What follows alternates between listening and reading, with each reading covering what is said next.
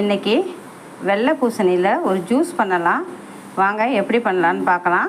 இந்தமாரி தோல் சீவிட்டு கட் பண்ணி எடுத்து வச்சுக்கோங்க.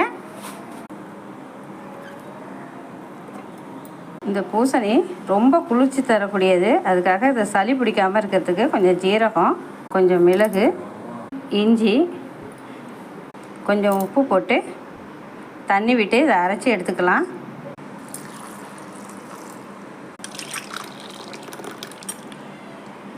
இந்த பூசணி ஜூஸ் ரொம்ப குளிர்ச்சிங்கிறதுனால இந்தமாரி ஒரு கத்தி எடுத்துக்கோங்க. இல்லை உங்கள் வீட்டில் தோசை பற்றி இருந்தால் கூட இந்தமாரி எடுத்துக்கிட்டு சரி அடுப்பில் சூடு காட்டிக்குங்க. துரு பிடிக்காமல் இருக்கணும் எதுவுமே. இந்த வீசிங்காரவங்களுக்குலாம் இது ஒத்துக்காது. இதை முறிச்சிருந்தது, முறிச்சிட்டா உங்களுக்கு சளி பிடிக்காது. ஜூஸு ரெடி ஆயிடுச்சு.